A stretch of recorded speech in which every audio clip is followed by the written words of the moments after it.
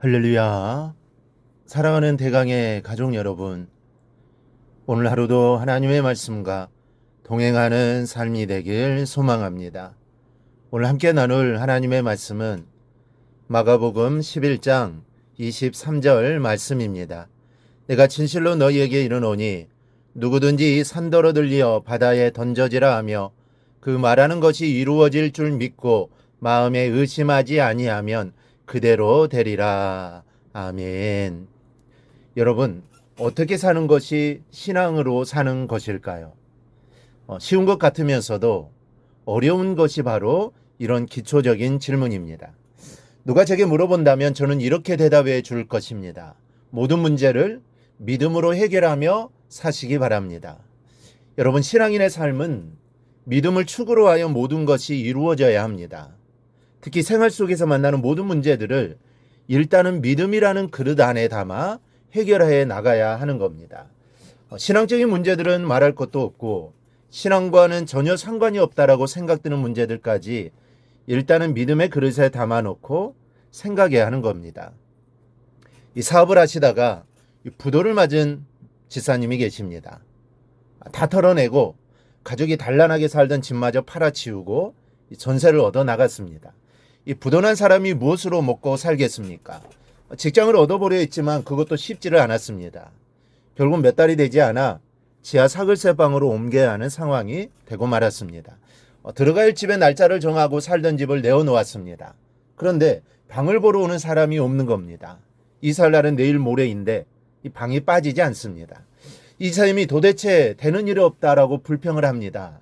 여러분, 사실 얼마나 괴롭겠습니까? 부도난 것만 해도 견딜 수 없는 일인데 그나마 얻었던 전세방에서 이제는 지하 사글세 방으로 옮겨야 하는 신세입니다. 근데 이사하는 것도 제대로 되지 않는 겁니다.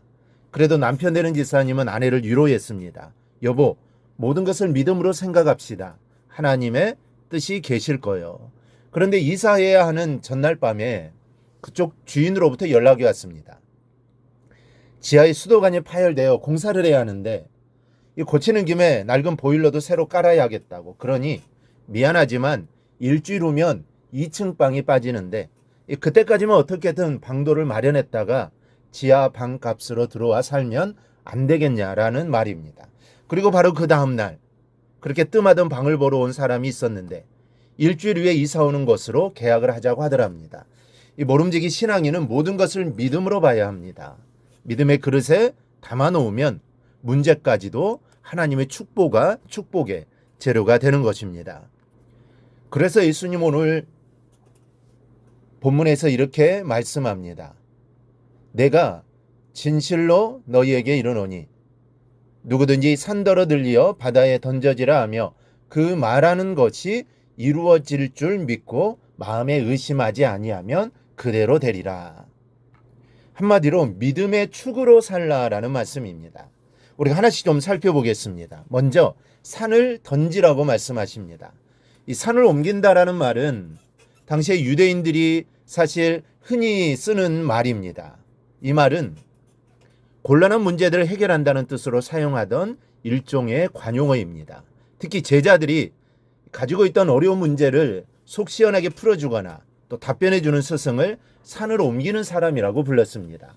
그러니까 예수님께서 믿음과 기도를 말씀하시면서 산더러 들리어 바다에 던지우라라는 말을 인용하신 것은 우리 인생의 문제들과 믿음은 밀접한 관계를 가지고 있다라는 말씀입니다. 즉 문제는 믿음으로만 풀어야 한다라는 것을 말씀하고 계신 겁니다. 일단은 그 산을, 그 문제를 던지라는 것이죠. 무슨 말씀입니까? 기도하라는 겁니다.